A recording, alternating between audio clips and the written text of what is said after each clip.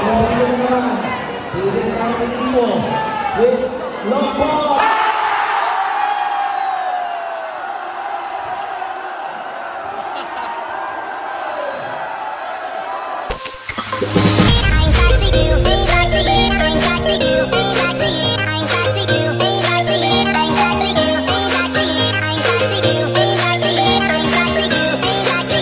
everyone, this is Joseph Poco and welcome to my vlog! Obviously ay kita nyo naman na naplatan kami din sa Calak. Kaya manonood po kami ng game ni Malupito at Kian Baklangan together with Kevin Kiambao. Nangyari po ay nasiraan po kami na platan. At nga ngayon po natanggal ang reserva just po Rude. Hindi namin alam kung makakaabot kami sa umpisa ng game pero hopefully makaabot kami.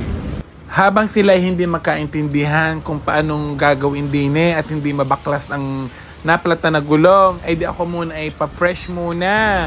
Kailangan maganda tayo mamaya dahil maraming lalaki doon, maraming gwapo, kailangan fresh tayo. Nagpalitan na nga sila ng mga lakas dahil sadya namang, ako po, hindi ko alam kung bakit hindi matanggal aray. Hanggang sa may mga dumating na ng traffic enforcer din eh. Gwapo mo naman. Akala ko hulihin mo na kami. May dala naman kaming mga gamit pero hindi sapat yun para matanggal yung gulong na naplatan.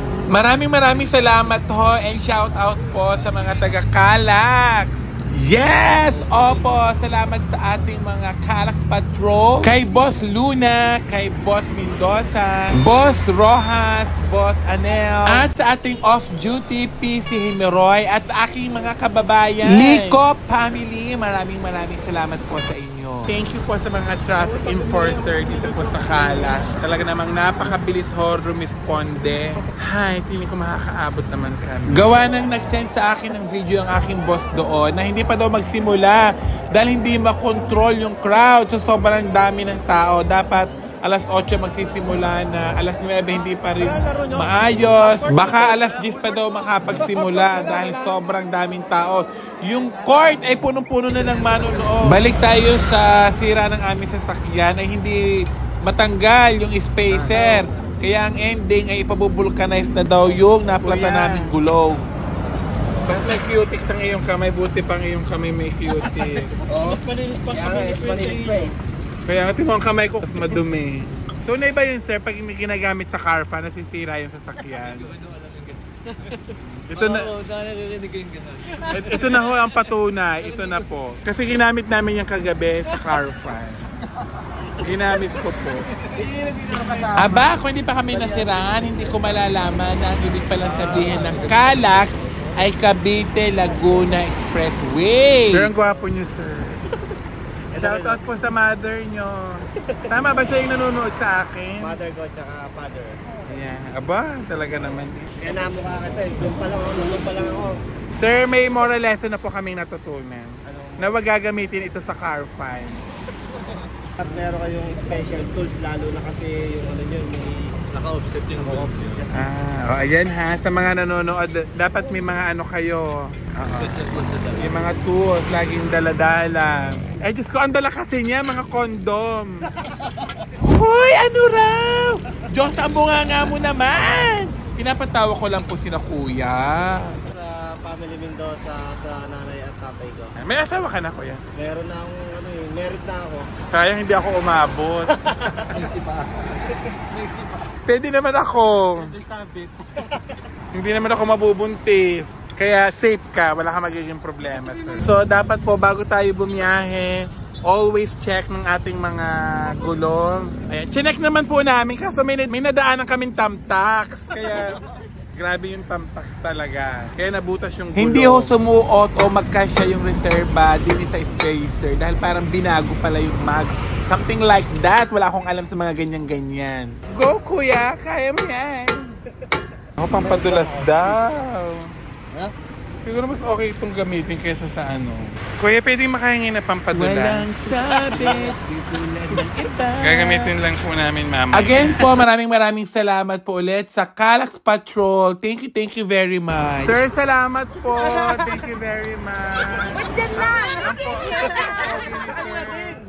Ano, parang pinagtagpo tayo ng tadhana. May salamat po ang babait po ninyo. papalitan na lang doon para for safety na rin kasi ano na lang yun eh. Hoy, salamat sa inyo. Diyos ko, nakita nila ako, tinulungan nila ako. Salamat ng marami. Thank you. Ayan, mga kababayan ko sa Nasugbo. At soon, mag-yoga na din ako dahil ito yan sa mga bucket list ko. Kaya pala ang sexy ni Mad. Teacher Luke, Teacher Sarah. Ngayon pa lang i-scorean ko na sila. Perfect score. 10 over 10. Tawing namin yan sila. Ay nako, 100 over 10. Ano? Sobrang perfect. Sobrang gwapo. Siya ang perfect definition ng tall, dark, and handsome. Kaya inirecommend ko lahat, sana masiraan kayo lahat dito para ma-experience nyo yung service ni Kuya. Yes, ganun sila kababae, ka-accommodating. Kiss na lang po sa akin. Kiss na lang po sa akin yung bayan. Mamili ka, Kuya. Sige na. Ano ba yung ibabayad namin? I-kiss ba ako? I-take home ako? Mamili. Baliktad. Kasi kayo yung matitigitan eh. Ay, naputol ni Kuya dahil dyan, negative. Kuya, hindi ko alam kung paano ako makakabawi sa kabutihan ginawa ninyo. Sir, kahit kiss, pwede na po sa akin. Sir, lumis ka na sa akin. Hindi yan. Ang pula na labi ko, oh. Ayan, at nandito na nga ho tayo sa bayan ng Baywalk, din sa Muntinlupa. Abay, natuloy na nga ang biruan ni na Malupiton, Joel Rabanera at Kian Baklaan na maglaban sa court. Shout out din pala kay Nick Aquino na naglalaro din. In fairness, ang bait ko sa loob ng basketball court, ha?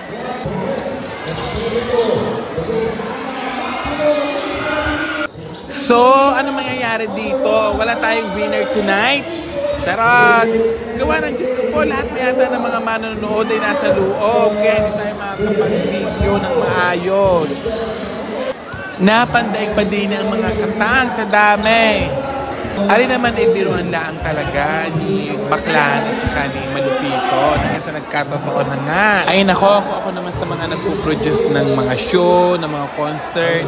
Ay nako, ay magpapaligan na ako. Abay, sa dami ng fans ni Malupito, Diyos ko puro din. Tapos maglalaro din sina Baklaan at saka sina Kevin Kiambao. Ay nako, sold out siguro yung ticket kahit kayo ay mag-ticket selling. Ay tingnan nyo na are. Kaya alas 10 na ho bago nakapagsimula ang laro. Gawa nga ng hindi makontrol ang tao. Sobrang dami ng crowd. Dahil hindi lang mo taga Mandalo yung nanonood. Pati mga dayo, taga ibang lugar. Dahil gusto nilang mapanood ang laban ni Kian Baklaan at saka ni Malupiton. Siyempre, nandun din sila para panoodin si Kevin Kiambao na talaga namang lagi nagpapakit ng kilat. Sobrang naman talagang galing ng batang iyon. At saka sobrang bait ni Kevin Kiambao. Abay, nakakatuwa ha, dahil kilala ako ni Kevin Kiambao at alam niya taga Lemery, Batangas ako. Oh! Nako, dapat talaga pag mga ganitong all-star game sa malaking venue, parang sports complex, isang coliseum. Nako, kahit mag-ticket selling kayo, for sure mabebenta yan. Dahil alam niyo naman ang mga tao ngayon, sobrang hype sa basketball, lalong-lalo na mga kabataan. And shoutout nga pala sa ibang vloggers din na naglaro. Ayan, hello po sa inyo. Yung iba kilala ko, yung iba hindi ko lang masyadong kilala sa mga pangalan. Hello po sa inyo. And salamat po, Boss Rani, sa pag-invite sa amin dito. Alam nyo, sa sobrang dami ng tao, bukod pa po yung nasa labas na hindi makapasok.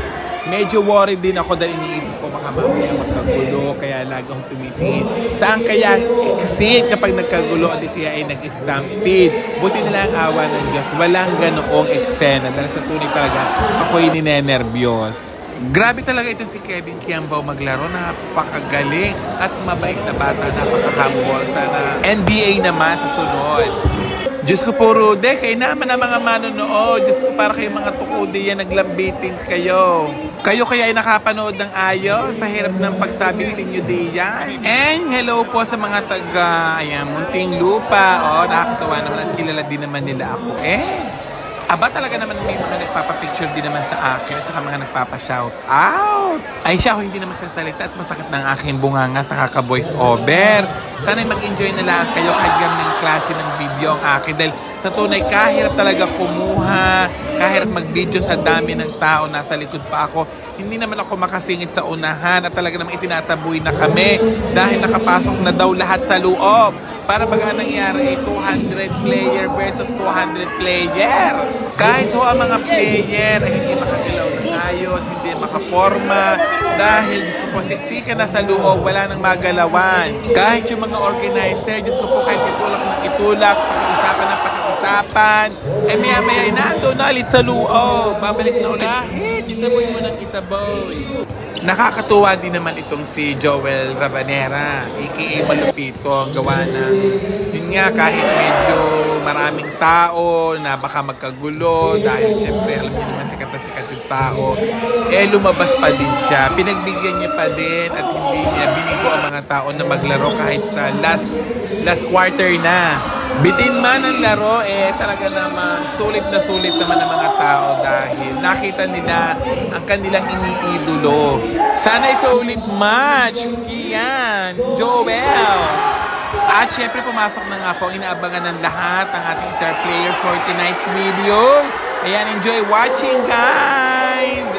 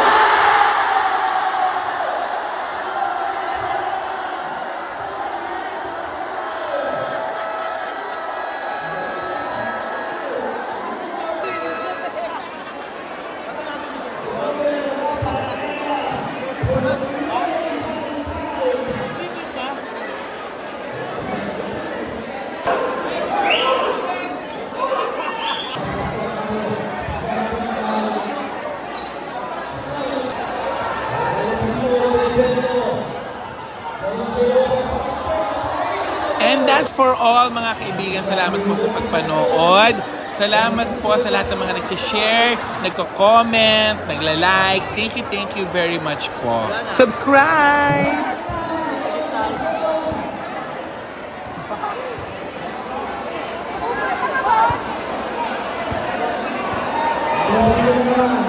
This is our Longpole.